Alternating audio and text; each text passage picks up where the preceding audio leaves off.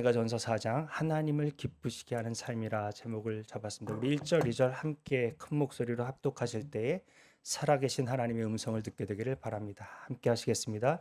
그러므로 형제들아 우리가 끝으로 주 예수 안에서 너희에게 구하고 권면하노니 너희가 마땅히 어떻게 행하며 하나님을 기쁘시게 할 수 있는지를 우리에게 배웠으니 곧 너희가 행하는 바라 더욱 많이 힘쓰라.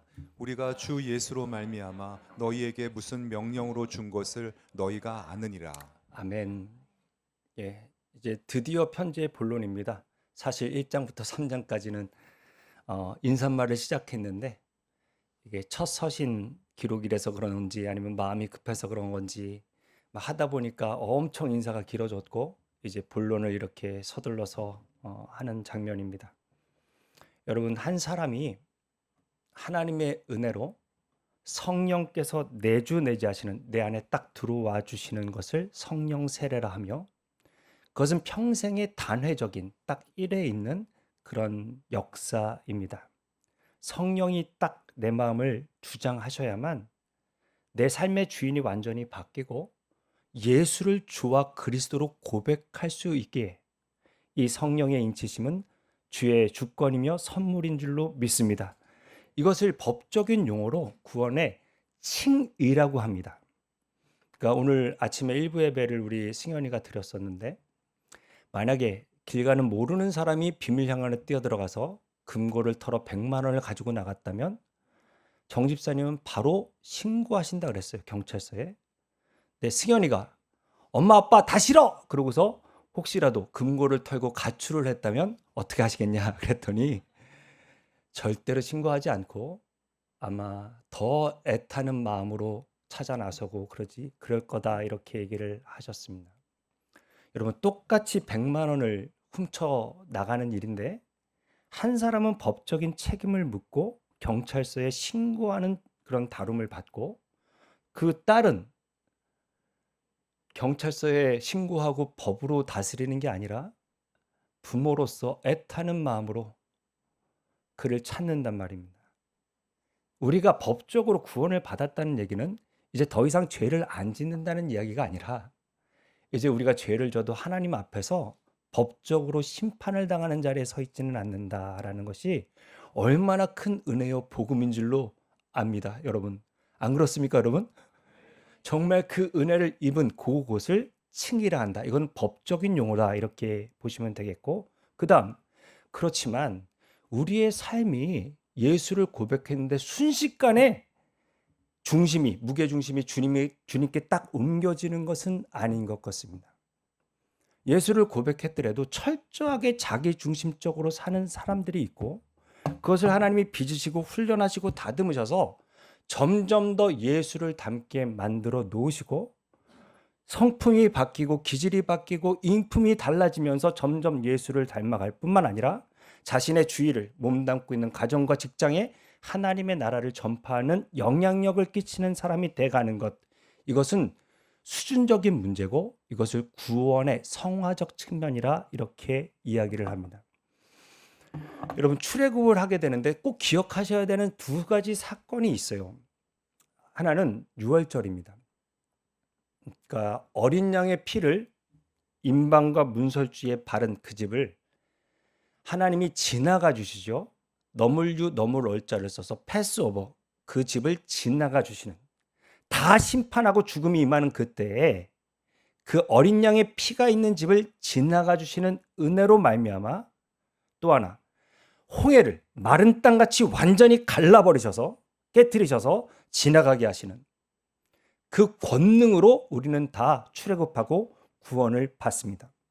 마찬가지로 지금 우리도 예수 그리스도의 십자가의 보혈의 대속의 은혜로서 예수 그리스도께서 장사된 지 사흘 만에 부활하심으로 말미암아 무덤문을 깨뜨리신 그 권능으로서 우리는 구원에 이르게 되는 것입니다. 믿으십니까, 여러분? 그 은혜와 권능으로 우리가 구원을 받았는데 그 다음에 약속의 땅으로 직행하는 게 아닙니다. 여러분, 저 그림에 보시면 해변길로 가서 블레셋으로 올라가면 10하루길입니다. 10하루에 갈 수 있는 길이에요. 근데 여러분, 하나님께서 그렇게 인도하시지 않고 광야의 길로 내려오게 하십니다. 제가 가봤는데 정말 물 한 모금 풀 한 포기를 구하기가 어려운 땅입니다. 아래는 자갈밭이고 위에는 하늘입니다. 엄청 단조롭습니다. 리비딤 쪽으로 이렇게 내려가서 그 시내산이 있는 데나 좀 굴곡이 있지 나머지는 정말 너무 플랫합니다. 어쩜 이럴 수가 있을까 싶을 정도로. 근데 그 길에서 40년 동안 빚어내시죠. 그래서 약속의 땅에 들어갈 만한 성품과 인격과 순종을 빚어내신 후에 그 다음에 약속의 땅에 들어가게 훈련시키십니다. 여러분, 분명히 기억하셨으면 좋겠어요. 순식간에 움직이는 게 아니에요. 이 부분은 훈련이 필요해요. 어떤 훈련이에요? 400년 동안 이집트에서 종살이 하면서 그 붙었던 노예 근성, 억압, 죄성 이런 것들이 하루아침에 기도한다고 해서 벗겨지는 게 아니란 말입니다. 오직 하면 40년 동안 주님께서 그 작업을 하셨을까요? 근데 수많은 사람들이 이 광야를 헤매다가 죽어갑니다. 그러면 이 사람들은 구원을 받았을까요? 못 받았을까요? 여러분 아까 말씀드렸던 출애굽 자체가 구원을 상징한다니까요. 그럼 광야에서 죽은 사람은 어떤 사람들이에요? 이 사람들은 구원을 받았으나 하나님 나라를 누리지 못한 사람입니다. 하나님 나라라는 현세적인 누림을 못 누린 사람들입니다. 하나님 나라는 죽어서 천국 가서 누리는 게 아니라 이 땅을 살아가면서도 내 마음에 이미 임하신 주님을 중심으로 삼아 그분이 주시는 소망과 기쁨을 쫓아 살아갈 때 얼마든지 현세적으로 누릴 수 있는 나라가 하나님 나라인 줄로 믿습니다. 그런데 이게 쉽지 않아요. 잘 바뀌지 않아. 구원을 받았음에도 불구하고 철저히 자기중심적으로 있단 말입니다. 이 부분을 훈련하면서 빚어내는 기간이 우리에게는 필요하다. 이것을 저는 영적인 코페르니쿠스의 혁명이라고 부르고 싶어요. 여러분 그 전에는 우리는 지금 너무나 당연한 태양계에는 태양이 중심이라는 것을 옛날 사람들은 몰랐어요. 지구가 중심인 줄 알았다고. 태양이 도는 줄 알았어요. 그러나 정말로 태양계라는 것도 은하계의 먼지 같은 일부분이고 이 태양계의 중심은 지구가 아니라 태양이라는 것을 깨닫게 되죠.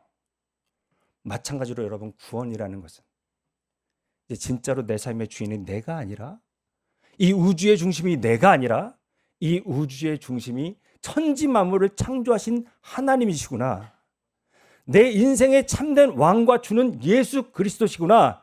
이것을 분명히 깨닫고 내 무게중심이 완전히 바뀌어지는 그 나아가는 그 작업이 성화란 말입니다.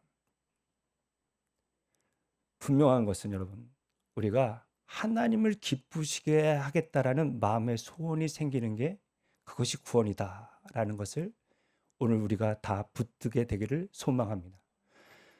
여러분 다 대부분의 사람들은 세상 사람들은 자기의 기쁨을 유익을 위하여 살아갑니다. 예수를 처음 믿은 사람도 내가 주를 고백하지만 아직까지는 수준적으로 못 미칠 수가 있습니다. 예수를 믿었는데도 끊임없이 내가 중심이고 내 감정, 내 생각, 내 판단이 자기의 중심을 지키는 사람들이 있습니다. 이 사람들에 대해서 하나님께서는 빚으시고 훈련하실 것이며 그래서 잘 합격을 하고 성장해 나갈수록 하나님 나라를 누릴 텐데 그러지 않는다면 아마 이 땅을 살아가면서는 하나님 나라를 누리기가 어려울 것입니다. 예수를 믿고 나면 여러분 바뀌어요. 바뀌어요, 안 바뀌어요? 근데 안 바뀌는 사람들이 있어요. 저한테 물어봐요. 목사님, 저는 예수를 믿은 지 20년, 30년이 됐는데 정말 안 바뀌어요. 그래서 제가 안 바뀌는 이유를 세 가지로 정리해 드리겠습니다. 첫 번째, 우리 한번 같이 읽어봐요. 읽겠습니다. 시작. 진정한 크리스천이 아니다.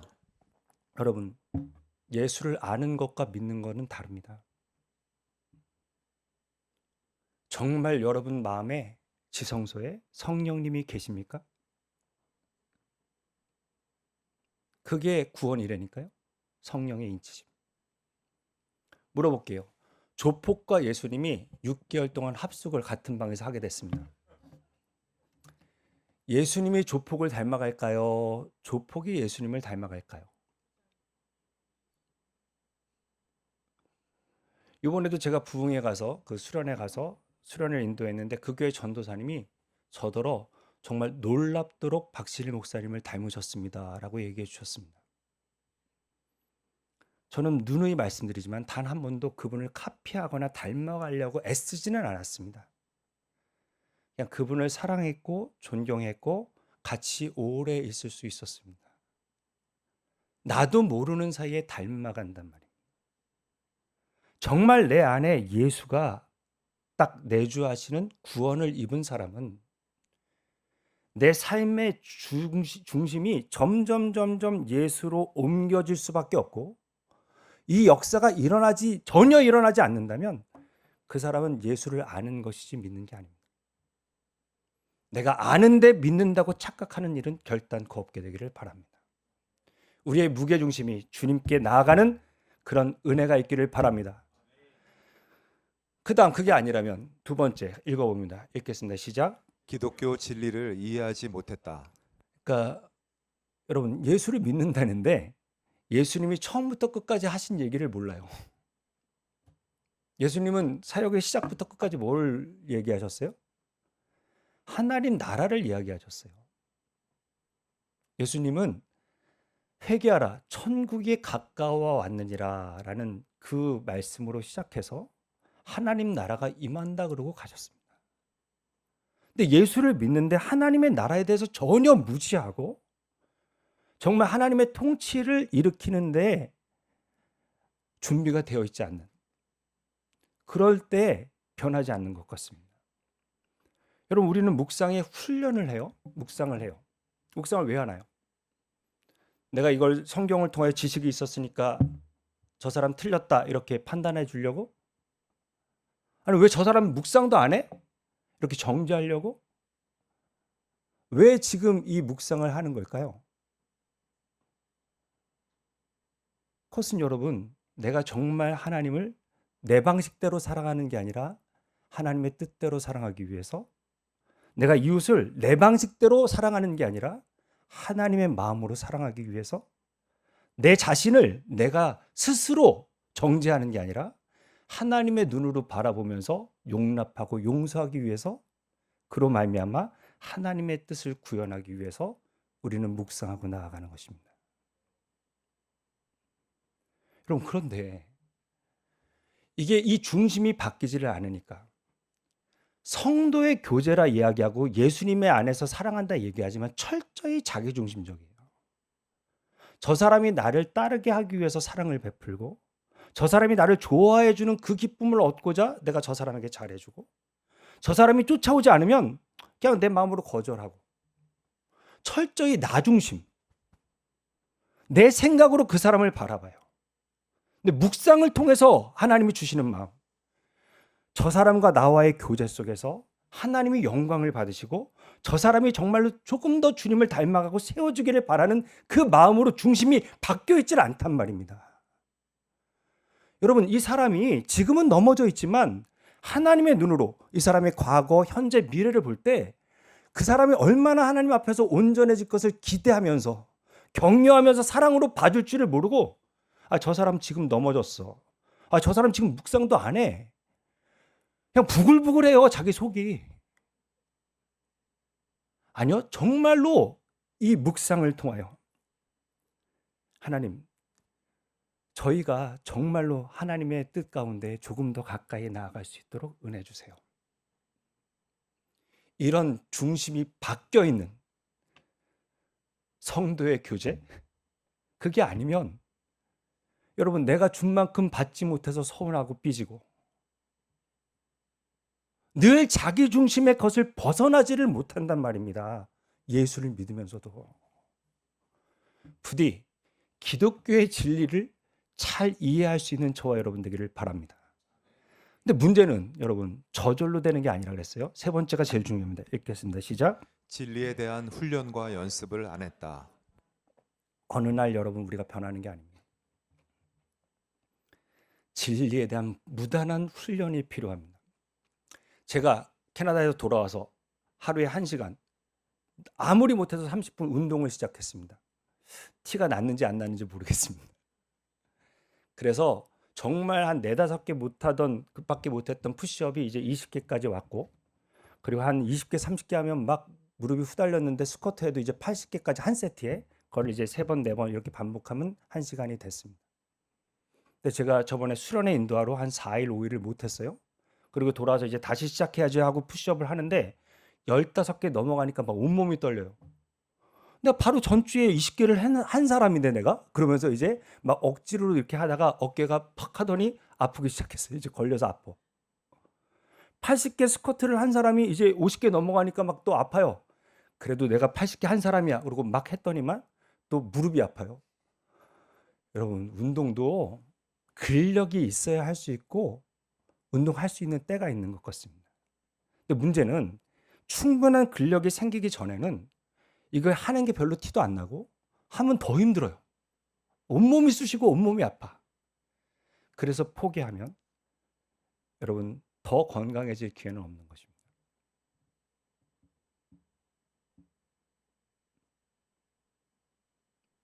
만약에 훈련 없이 주일날 예배만 드리고 내가 주님 닮아갈 수 있는 교회를 찾으셨다면 저한테 소개해 주세요. 저는 그 교회 다니고 싶어요. 근데 제가 한국어로 설교하는 사람 중에 정말 최고라 해도 과언이 아닌 그 교회에 있어 봤잖아요. 근데 그 교회에서도 안 변하는 사람은 안 변해요. 이거는 훈련이 필요한 요소예요. 오늘 제가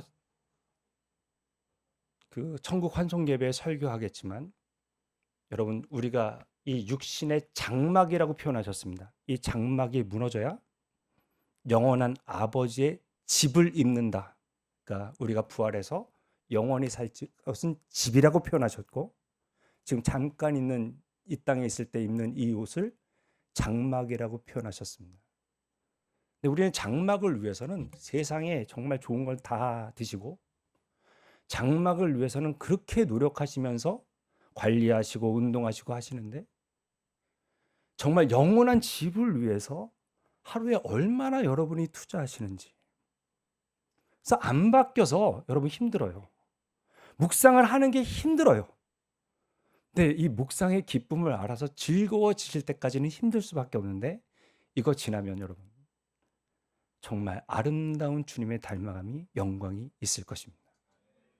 저절로 되는 게 아니라 하루하루 연습하고 훈련하는 가운데 됩니다. 그래서 그 전에 여러분, 결혼 생활도 잘하는 사람은 결혼 전에 총각 시절에 있는 삶이 죽은 사람이 잘해요. 그러니까 옛날에 혼자 게임하고 자고 싶을 때까지 자고 일어날 때까지 일어나고 이 삶이 죽지 않은 사람은 결혼하면 힘듭니다. 아, 나 지금 게임하고 싶은데 뭘 자꾸 나가재. 집이 최고인데 이러면 힘들어요. 근데 그 혼자 있던 삶이 딱 죽고 아내와 같이 있는 시간이 즐거워진 사람이 진짜 결혼을 잘하는 거 아니겠습니까?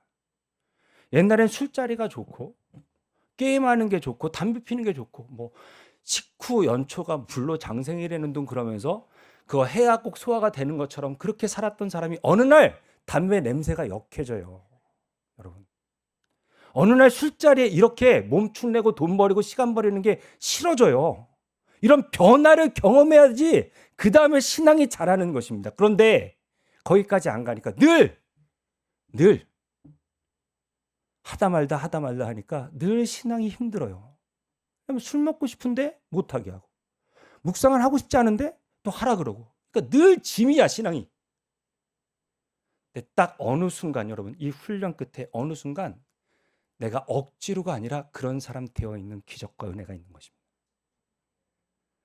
저는 거기까지 우리가 부단히 훈련해 나가면서 서로를 격려하고 위로하면서 함께 지어져 나가는 훈련을 하는 그런 교회가 되기를 바랍니다. 여러분, 묵상도 훈련입니다. 하루에 10분도 안 앉아 있는데 언제 깊어져요? 여러분, 기도도 훈련입니다. 우리 한 달에 한 번은 또 부르짖어 봐야 적어도 5분 10분 기도 이상 해야 기도가 넓어지고 그게 강해지는 거지. 잠깐 기도하면 할 게 없는 이 상황에서는 곤란해요. 저는 분명히 우리 교회가 내가 하나님을 기쁘시게 하기 위하여 훈련해야 된다라는 것을 기억하고 함께 훈련해 나갈 수 있는 은혜가 우리 가운데 있게 되기를 바랍니다. 그래서 여러분, 예수를 믿는데 우리는 재밌죠? 드라마 보면. 근데 제가 단언컨대 우리 교회에 구원받은 사람이 드라마 16부작까지 끝까지 챙겨보고 난 너무 잘 봤어 그런다면 한번 구원을 의심해 보십시오. 반드시 재미 쫓아서 여기까지 왔지만 이렇게 시시하게 끝나는구나. 내가 뭐 하려고 이렇게 시간을 여기다 낭비했을까? 이 마음이 와요. 진짜로. 재미에 굴복하지 마시고 나를 부단히 복종시켜 하나님을 기쁘시게 하는 삶으로 무게중심이 옮겨질 때 누릴 수 있는 하나님의 나라를 이 땅에서 누리며 사실 수 있는 저와 여러분이 되기를 바랍니다. 같이 읽어봅니다. 읽겠습니다. 시작. 하나님이 기뻐하시는 성화의 삶은 훈련으로 자라게 됩니다. 아멘. 부디 어려운 시간을 잘 지나가시기를, 중간에 포기하지 않으시기를 축복합니다. 네, 우리 3절로 5절 같이 읽어봅니다. 두 번째 나눌까? 읽어봅니다. 시작. 하나님의 뜻은 이것이니 너희의 거룩함이라 곧 음란을 버리고 각각 거룩함과 존귀함으로 자기의 아내 대할 줄을 알고 하나님을 모르는 이방인과 같이 세욕을 따르지 말고. 여러분, 하나님의 뜻이 뭘까요? 저한테 또 많이 물어보세요. 우리 자매님이 어떤 남자를 만나서 결혼하게 될까? 우리 민혁이가 어느 팀으로 가야 될까? 어느 직장을 가야 될까? 주식이 오를까요, 내릴까요? 지금 집을 사야 될까요, 말까요? 이거를 목사한테 물어보면 어떡해요? 제가 한 가지 말씀드릴 수 있는 게 있습니다. 여러분의 선택과 결정이 하나님을 닮아가고 하나님 가까이 간다면 그것은 분명히 하나님의 뜻일 것입니다. 그러나 그 결정이 점점 더 하나님께 멀어지고 세상을 닮아가는 결정이라면 그것은 하나님의 뜻이 아니겠죠. 여기에 거룩함이라고 되어 있는 하기오스는 죄로 말미암아 완전히 망가진 하나님의 형상을 잃어버린 사람이 다시 하나님의 것으로 구별되는 것을 말하고 하나님의 형상이 회복되는 것을 말합니다. 하나님을 기쁘시게 하기 위해서는 우리는 점점 더 하나님의 형상을 우리 삶 가운데, 인격 가운데 회복해야 될 줄로 믿습니다. 그것이 제일 처음 등장하는 게 이 성문제라 말입니다. 음란을 버리고 각각 거룩함과 존귀함으로 자기 아내라고 되어 있는 이 수키오스는 사실 정확한 단어의 뜻은 그릇이고 여기서는 몸으로 표현하는 게 정당해 보입니다. 그래서 거룩함과 존귀함으로 자기의 몸을 대할 줄 알고 하나님을 모르는 이방인과 같이 세욕을 따르지 말라. 그러니까 어떠한 것보다도 내 몸이 하나님의 성전인 것을 기억하고 거룩함과 존귀함으로 대하는 것이 하나님을 기쁘시게 하는데 가장 중요한 것이다라는 것을 기억해 주셨으면 좋겠고, 이거 하나님을 모르는 사람, 성령이 내 마음을 주지하지 않고 주장하지 않는 사람은, 이방인은 절대로 이 본능을 극복할 수 없다라는 것을 기억해 주셨으면 좋겠습니다. 그리고 이어서 6절로 8절 같이 읽어봅니다. 시작. 이 일에 분수를 넘어서 형제를 해하지 말라. 이는 우리가 너희에게 미리 말하고 증언한 것과 같이 이 모든 일에 주께서 신원하여 주심이라. 하나님이 우리를 부르심은 부정하게 하심이 아니요 거룩하게 하심이니 그러므로 저버리는 자는 사람을 저버림이 아니요 너희에게 그의 성령을 주신 하나님을 저버림이니라. 그러니까 이 성에 대한 음란에 대해서는 하나님이 다른 것보다는 굉장히 엄하게 말씀하셨어요. 일에 선을 넘지 말라. 옛날에는 이제 노예와 종이 있는데 성적으로 억압하고 착취하고 이랬던 모든 것들을 하지 말라 금하셨어요. 그러니까 구타, 언어적 폭력 이상으로 이 성적인 폭력은 굉장히 하나님이 중하게 다루시는데 거기 끝에 주께서 신원하여 주심이라 이렇게 되어 완곡하게 표현했지만 원문대로 보면 주께서 복수하실 것이다 라고 되어 있습니다. 복수하실 것이다. 그리고 우리의 부르심은 거룩함이기고 또 그것을 저버리면 성령을 주신 하나님을 저버렸다라고 엄히 경고하시네요. 여러분, 다른 얘기 하지 않겠습니다.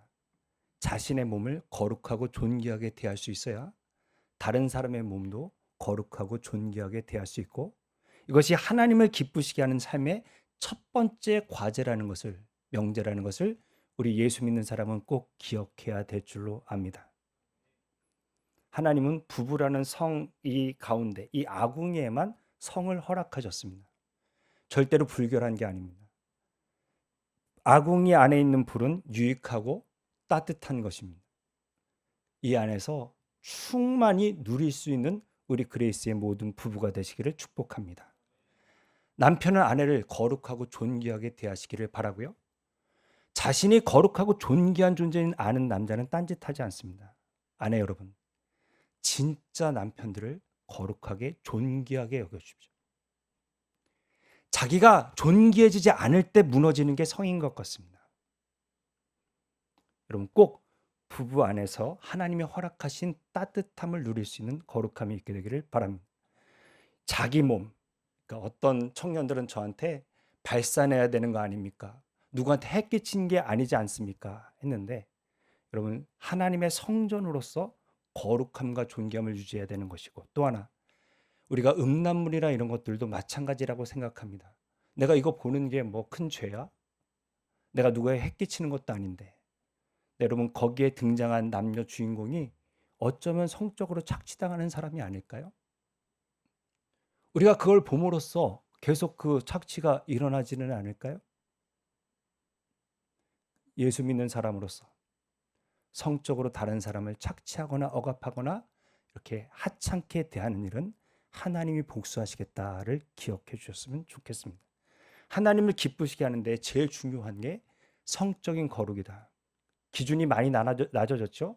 요즘 연예인들이 거의 뭐 혼전 임신을 거의 혼수처럼 생각하고 편하게 이야기하지만 하나님은 절대 그러시지 않았다.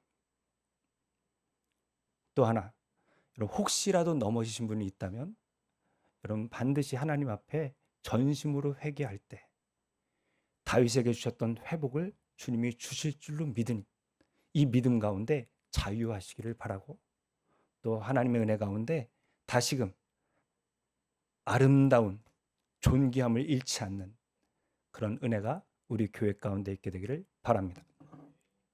두 번째 나누고 싶은 거예요. 같이 읽어봅니다. 읽겠습니다. 시작. 하나님이 기뻐하시는 존귀한 삶은 절제를 통하여 빛이 납니다. 여러분, 이것도 훈련의 영역이라는 것입니다.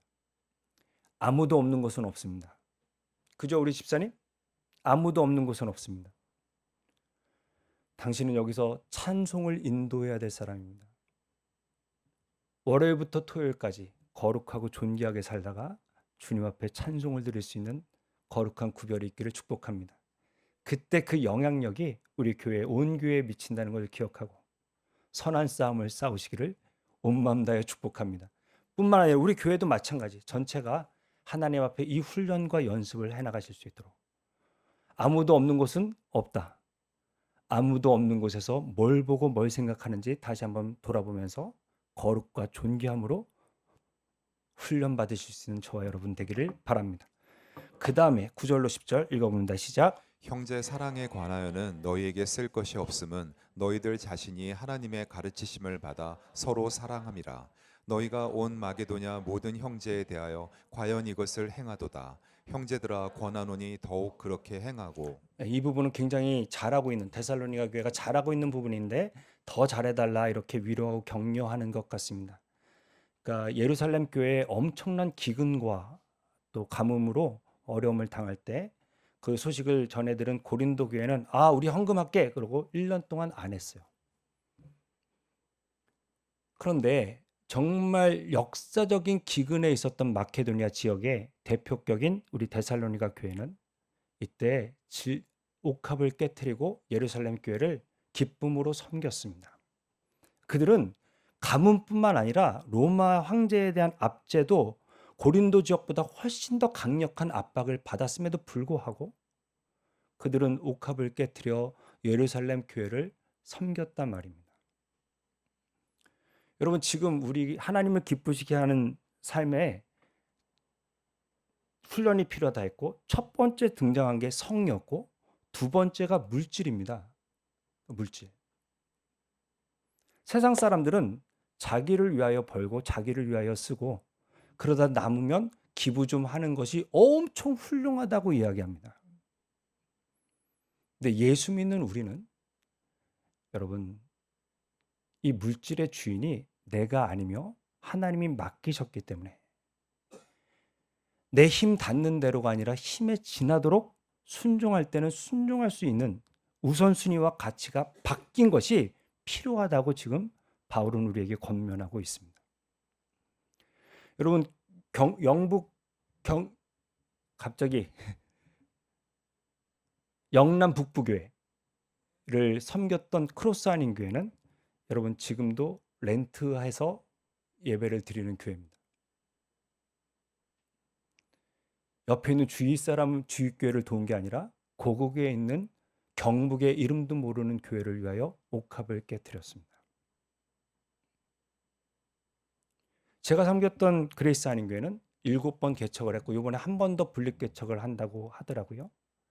저보다 앞에서 개척했을 때마다 180명에서 150명 사이가 분립해서 나갔습니다.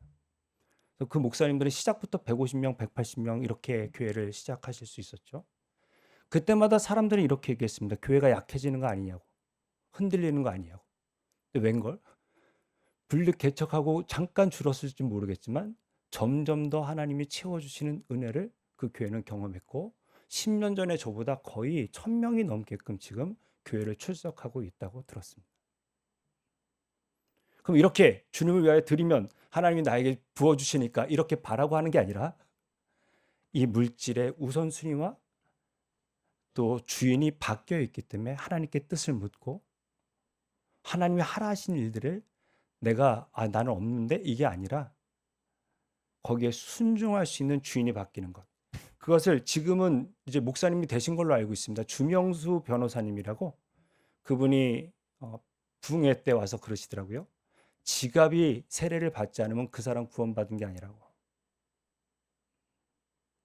여러분 이 부분도 훈련 받으셔야 되는 부분입니다. 오늘 댁에 가셔서 한번 카드 명세서를 보십시오. 나 외에 가족 위에 쓴 게 얼마나 있는가. 세상의 논리로 얘기하시겠죠. 우리 가족 필요도 못 채우는데 내가 어떻게 나눠. 그게 아니라 여러분 지금 이 물질의 주인이 하나님이시라는 훈련을 받아야 된다. 하나님이 기뻐하시는 삶을 살아봐야 된다라고 지금 말씀하고 있습니다. 저와 여러분의 지갑이 새롭게 세례를 받는 은혜가 있기를 바라고 이 물질을 주신 하나님 앞에 주인 되는 고백이 있는 복이 우리 가운데 있게 되기를 바랍니다. 그때 하나님께서 우리의 삶을 통하여 놀라운 일들을 이루실 줄로 믿습니다. 11절로 12절 한번 제가 읽어드릴게요. 또 너희에게 명한 것 같이 조용히 자기 일을 하고 너희 손으로 일하기를 힘쓰라. 이는 외인에 대하여 단정히 행하고 또한 아무 궁핍함이 없게 하려 함이라 라고 되어 있는데 원문과는 조금 해석이 미흡해 보입니다. 그러니까 새 번역이 차라리 나아요. 한번 그 밑에 작은 글씨인데 영안이 열리신 분들은 한번 큰 소리를 읽어주셨으면 좋겠습니다. 읽어볼까요? 시작. 그리고 우리가 여러분에게 명령한 대로 조용하게 살기를 힘쓰고 자기 일에 전념하고 자기 손으로 일을 하십시오. 그리하여 여러분은 바깥 사람을 대하여 품위 있게 살아가야 하고 또 아무에게도 신세를 지는 일이 없도록 해야 할 것입니다. 여러분 조용히 살기를 힘쓴다는 다른 사람의 도움을 받지 않고 자기 삶을 건강하게 이끌라라는 뜻이랍니다. 자기의 일을 하고는 남의 일에 남의 뭐 감나라 배나라 하지 말고 니나 잘하세요라는 그런 뜻이랍니다. 그러니까 니나 잘하세요. 그게 자기 일에 전념하는. 그 자기 손으로 일을 하십시오. 이 뜻은 내가 정말 일자리를 구하는데 일을 구할 수 없는 그런 사람을 대상으로 한 게 아니라 잘못된 종말론으로서 지금 일 안 하고 먹는 사람들을 대상으로 본인의 일을 하라라고 지금 이렇게 권면하고 있습니다. 아무래도 데살로니가 교회에 형제 사랑이 많다 보니까 그냥 일 안 하고 먹는데 받는데 익숙해져 버린 사람들이 많아진 것 같습니다. 그래서 분명히 또 종말론이 잘못돼서 우리 다음 주에 살펴보겠는데 주님께서 본대로 오시리라 했으니까 당대에 오실 줄 알았던 모양입니다. 이제 주님 곧 오실 텐데 갑자기 옆에 있는 형제가 먼저 죽어버렸네요. 그럼 이 사람은 어떻게 되지? 하는 걱정이 또 앞섰고 또 하나 어차피 곧 오실 텐데 당신 이렇게 많이 가져서 뭐 할 거예요? 우리 좀 나눠주세요 하고 당당히 가서 자꾸 이렇게 돌아다니면서 이렇게 하는 것들에 대한 금한 거란 말입니다. 저희 교회는 지혜로운 분들이 많아서 이제 저에게 이분을 좀 도와주셨으면 좋겠습니다 이렇게 찾아오시는 분들이 있습니다. 굉장히 지혜로운 것입니다. 내가 이분한테 마음이 있어서 이분한테 이렇게 섬긴다. 그럼 이분이 저한테 매일 거 아닙니까? 그렇잖아요. 이렇게 잘해주니까 자꾸 이 사람이 매이게 되고 알게 모르게 이게 선한 영향력보다는 인간적으로 될 수가 많으니까 그럴 때 교회의 이름으로 조용히 목사님 이분에게 지금 어렵다고 들었는데 잘 전해 주십시오. 이 방법이 진짜 지혜롭고 옳은 방법이다.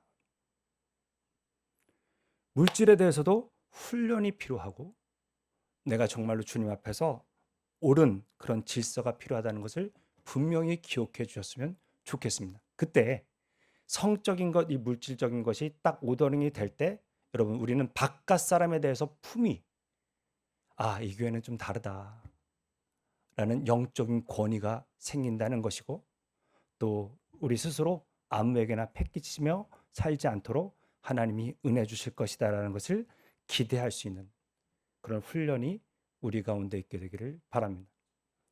우리 학생부